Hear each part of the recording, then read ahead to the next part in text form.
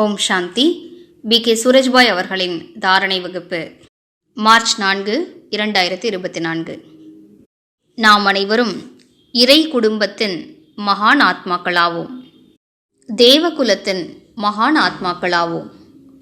இந்த படைப்பின் ஹீரோ நடிகர்களாவோம். நாம் மிகவும் ராயலானவர்களாவோம். நாம் சுயத்திற்குள் ராயலான சம்ஸ்காரங்களை நிரப்பிக்கொள்ள வேண்டும். தெய்வீக குணங்களினால் சுயத்தினை நிரப்பிக்கொள்ள வேண்டும். அதன் மூலம் நம்மை யார் பார்த்தாலும் இவர்கள் இந்த உலகிலிருந்து தனிப்பட்டவர்களாக இருக்கிறார்கள் என்று நினைக்க வேண்டும். இவர்கள் ஆனந்தமான யோகிகள். இவர்கள் நம்மை போன்று கிடையாது. இவர்கள் ஏதோ ராயல் குலத்தின் மனிதர்கள் என்று பிறர் கருத வேண்டும். அதிலும் முதல் ராயல் தன்மை எது என்றால் குறைவாக பேசுவது, மெதுவாக பேசுவது, பணிவோடு இருப்பது. எந்த ஒரு மனிதர் அகங்காரத்தோடு நடந்து கொள்வாரோ அவரை யாரும் ராயலானவர் என்று ஏற்றுக்கொள்ள மாட்டார்கள்.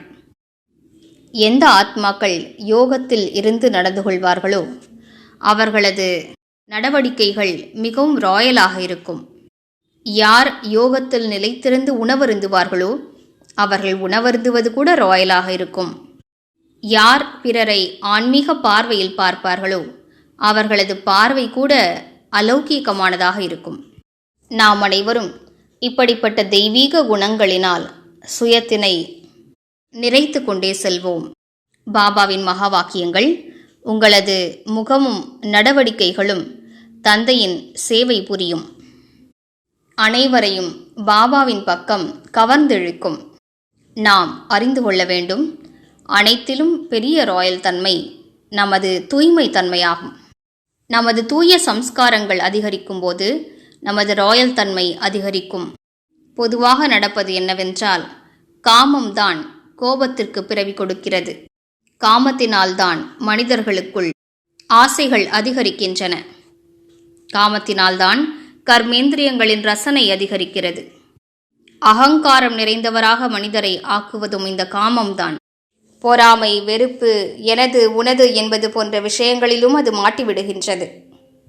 இந்த காமத்தினால்தான் உடல் மீதான கவர்ச்சி என்ற நோய் பீடிக்கிறது. யார் காமத்தை வென்று விடுவார்களோ அவர்களது கோபம் தானாகவே அமைதியாகி விடுகிறது.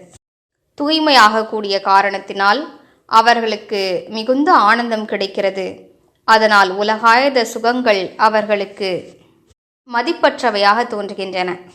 அனைத்திலும் பெரிய ஆனந்தம் தூய்மை தன்மையின் ஆனந்தமே ஆகும். எனவே யோக பலத்தினால் நமது தூய சம்ஸ்காரங்களை அதிகரித்து கொண்டே செல்வோம்.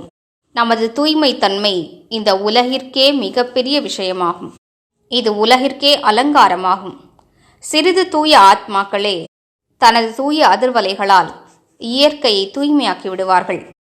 நாம் இந்த கல்ப மரத்திற்கு மாஸ்டர் விதை ரூபமானவர்களாவோம். மேலும் நாம் வேர்களாகவும் இருக்கின்றோம். நமது தூய அதிர்வலைகள் முழு கல்ப மரத்திலும் பரவுகின்றன. அனைத்து தர்மத்தை சார்ந்த ஆத்மாக்களுக்கும் நமது தூய்மையின் சக்தி கிடைக்கப் பெறுகிறது. எனவே இன்று முழு நாளும் பயிற்சி செய்வோம். முழு கல்ப மரமும் என் தலை மீதுதான் நிற்கிறது. எனது தூய அதிர்வலைகள் ஒவ்வொரு இலை வரை சென்று சேர்கின்றன. இந்த முழு கல்ப மரத்திற்கும் முழு படைப்பிற்கும் நாம் ஆதார மூர்த்தியாக, முன்னேற்றக்கூடிய மூர்த்தியாக இருக்கிறோம். வாருங்கள், நமது தூய்மையின் சக்தியினை அதிகரித்து நமது ராயல் தன்மையினை அதிகரித்து கொள்வோம்.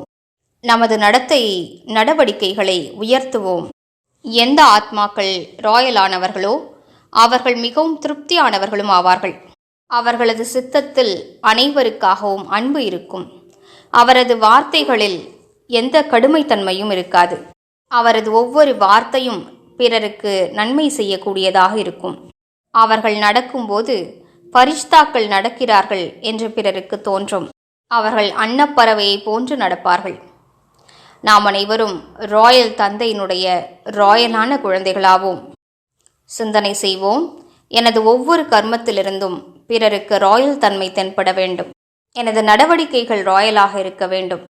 நாம் முழு நாளும் பல கர்மங்கள் செய்கிறோம், பல பொறுப்புகளை ஆற்றுகின்றோம். இந்த விஷயங்கள் நம்மை சிடுசிடுக்கக்கூடியவராக ஆக்கிவிடக்கூடாது. நாம் முற்றிலும் அமைதி நிறைந்த சித்தம் படைத்தவராக இருப்போம். இதுவே நமது ராயல் தன்மையாகும். இன்று முழு நாளும் பயிற்சி செய்வோம். நான் இந்த உலகின் ஆதார மூர்த்தி மற்றும் முன்னேற்றக்கூடிய மூர்த்தியாவேன். இந்த படைப்பின் நிலையின் ஆதாரம் எனது மனநிலையாகும். என் தலை மீதுதான் கல்பமரம் நிற்கின்றது. ஓம் சாந்தி.